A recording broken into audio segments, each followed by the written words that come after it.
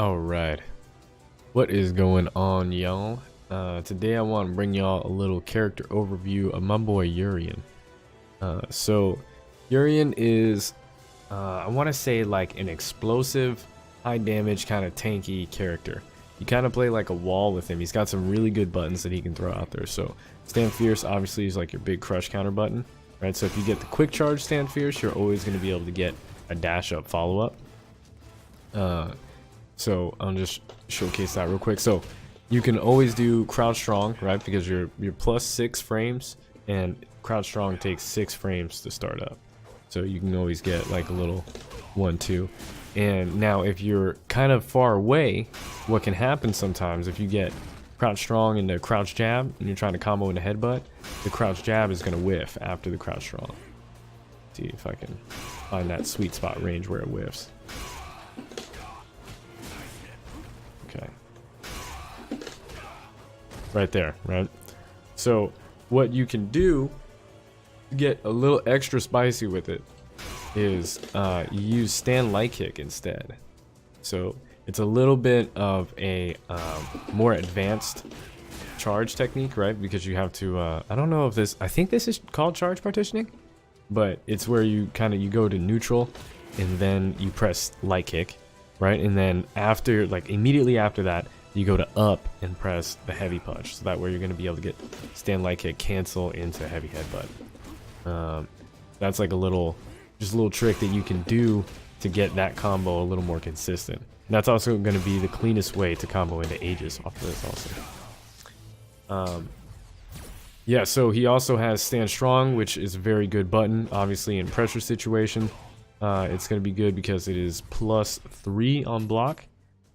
Here, let me have guard all. Plus 3 on block, right? So that means it's going to be a true string in the crouch strong if you're talking priority system. So if they're mashing a light, then they're going to get hit. And if they're trying to do like an uppercut type move or something, it's going to trade. 3-frame uppercut move, it's going to trade. So you can also, if you want to be a little bit more guaranteed, stand light kick is 5-frame startup, so that's a 2-frame gap. And then you can also do crouch jab or stand jab, which are both 4 frames. Another really good button is stand jab from Urien. So it's plus 2, so you can do a tick throw, a non-moving tick throw also, as long as you start at point blank. That's a true hit throw situation.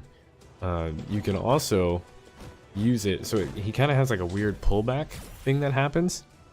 So if you do crouch strong into stand jab, his hurt box kind of pulls back in a weird way. And basically, it allows you to beat out certain characters' buttons from a couple of ranges. So you try it out, mess around with it in your block strings, like let's say you're doing like a stand jab or stand strong, fireball.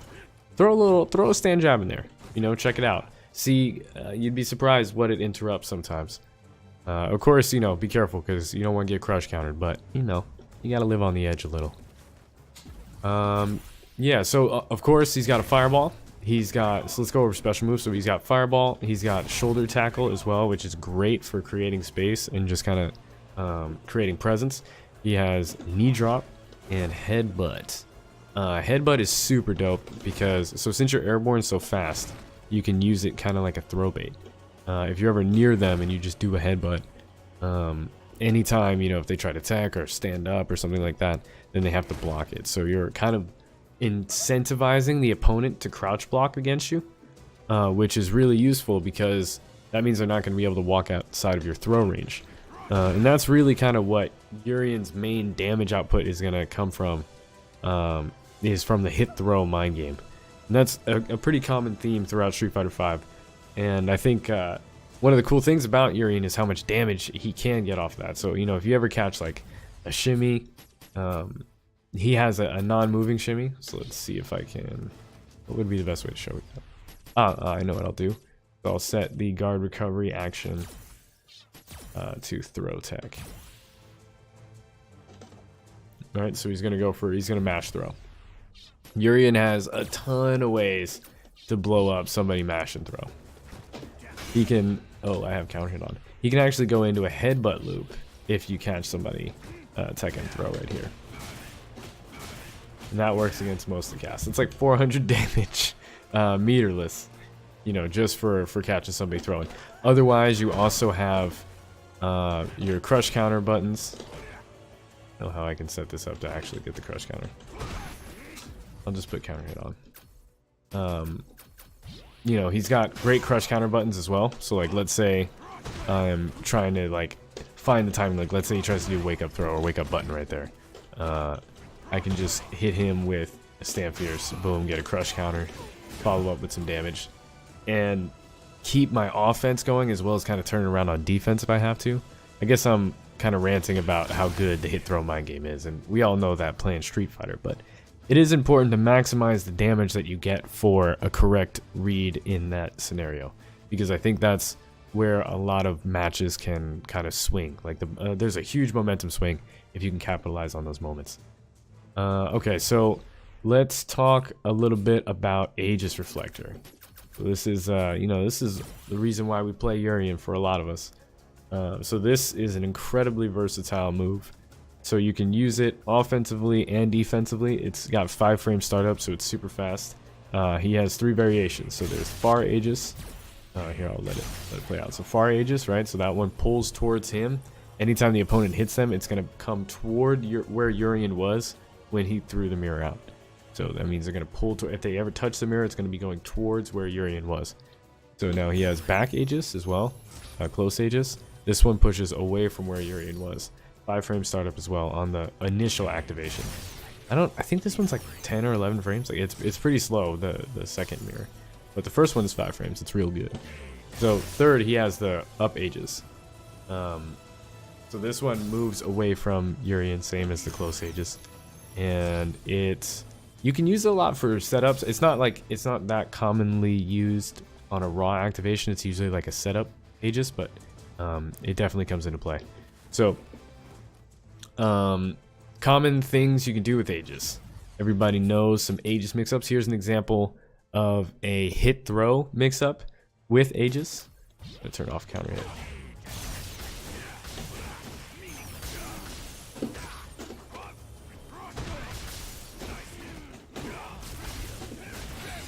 Alright, so that's like a hit throw that can lead into super. So that was the throw variation that I did there.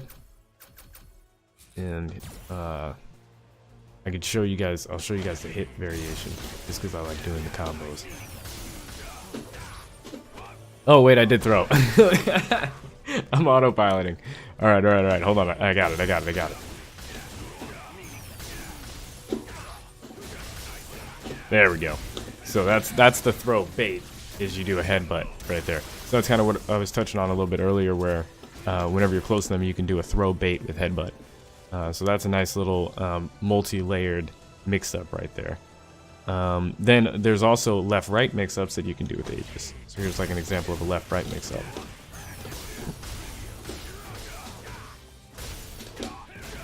Right, so that you can cross up or not cross up.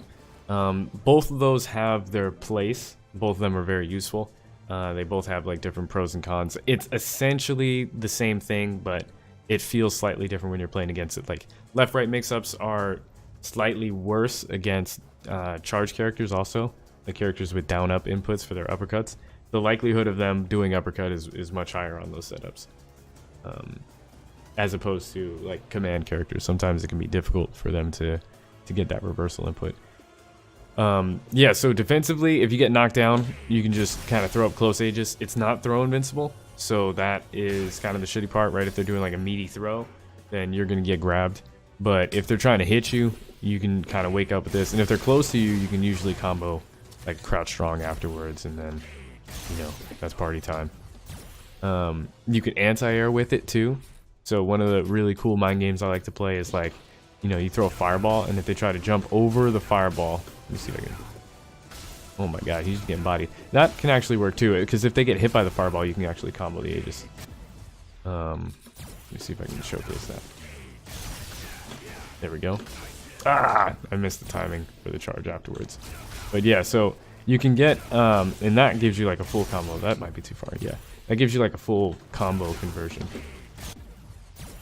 So there's a lot of really cool things you can do with Aegis. Oh my gosh. I'm gonna get it.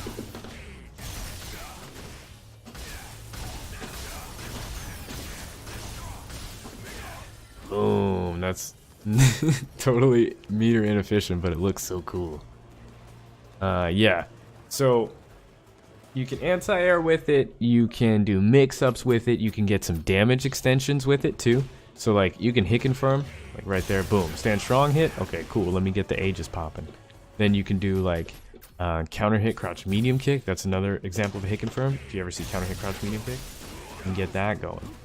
Also, as a punish, since it's so fast, like for example, fireballs are really slow in this game on recovery. So like if you block a fireball, they're usually like -6 or -5. So Urien can punish that with Aegis on block. If you're close enough. From like super max distance, I guess it doesn't punish, like right there, it's gonna punish. So, yeah, those are good ways to use the Aegis. I think in general, it's kind of up to you how you want to stop. Alright, I'm gonna turn him off. It's so distracting seeing him swing. In general, it depends on what you want to do with the V trigger, and that's what makes it so good, is because it's so versatile.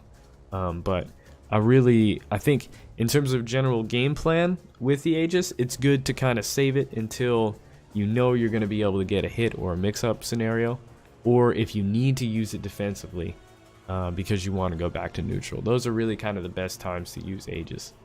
And you know, a lot of Uriens are real greedy with the V trigger too. They don't really want to V reversal. I definitely fall into that category. I don't like V reversaling. I like Aegis.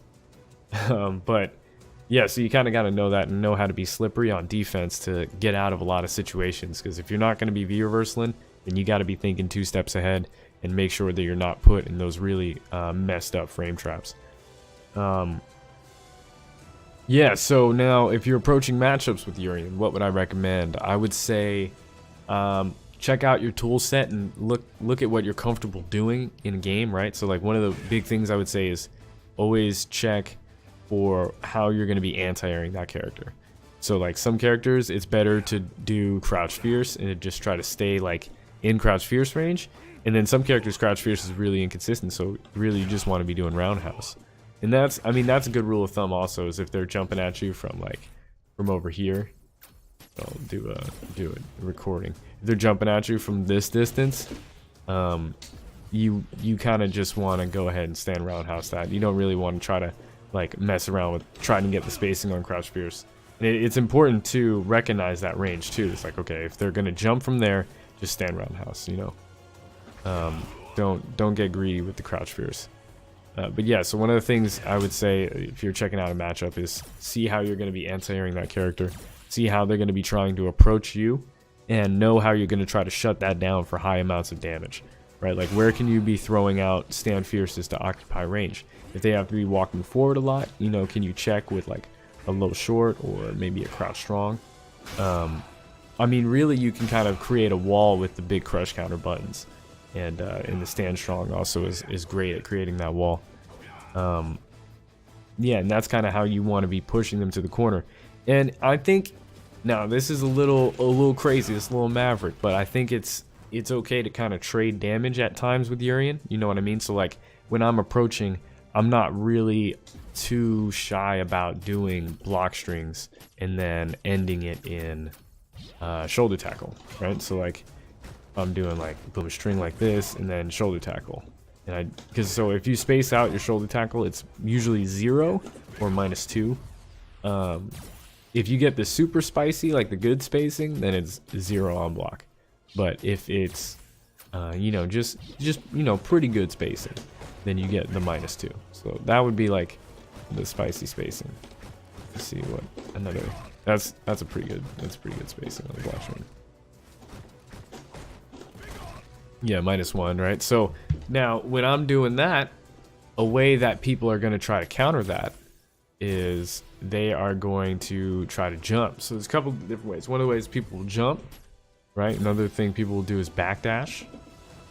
And then another thing people will do is walk up and then block. I wonder if that's going to work properly. I guess we'll see. I'm going to try the walk and block first because I'm curious to see if that works. Oh yeah, it looks like it. So if they walk and block, what they're trying to do is they're trying to change their spacing to get like more frame advantage when they block the shoulder tackle. So obviously they'd be walking and blocking a little bit more than the CPU is doing there, but that's like one of the ways that somebody would try to shut that down. Another example is backdash, right? So they backdash to get it to whiff, and then they'll whiff punish you. So, and then the third way is neutral jump. So people will try to neutral jump and get it to whiff, and then they'll come down with a button. Now, what's really cool about Urien is he has ways to stop all three of these. So let's say they're neutral jumping. There's a couple things you can do. You can do dash up, crouch pierce, and that's going to yield a high amount of damage for you as well. You know, if you have Aegis, even better. You know, you get all kinds of crazy mix-ups. And you can also just do a headbutt. Oh my gosh, I was super anticipating that. You can just do a headbutt on reaction. You can get a nice little follow-up of damage on that too. That can combo into super also. Which is a lot of damage. Wow, that's almost like 500 damage. So you can take out somebody for trying to do a neutral jump against that. Now, if they're trying to backdash, I'm sure you guys, some of you already probably know this, but you can EX shoulder tackle. Usually, I guess that actually evaded it, but I guess if you're at max range, it looks like the backdash is still safe to EX shoulder tackle, but you at least get back in there, and you can definitely do EX knees in that instance. Oh snap, yo, I gotta play DJ. So, alright, let me wrap this thing up. So, basically, I guess now I'm kind of rambling, and I can do another video talking about specific game plans and strategies. But, yeah, man, Urien is a bruiser, and the more you can master his Aegis, the easier time you'll have closing out matchups. Talking, like, offensively and general matchup approach, you want to try to get a life lead, and you can trade damage sometimes, because if you're losing health but not getting put into a bad mix-up situation, you're kind of working yourself closer to Aegis. So as long as you make sure that you're just taking little hits of damage and maybe like eating a throw and then backdashing back into neutral, then that's kind of the best way to flirt with danger right there, but still be able to build some V-gauge. And of course, V-skill is godlike. I get that's like a whole video's worth of information on there, but thank you guys very much for watching, and I will catch y'all later. Peace.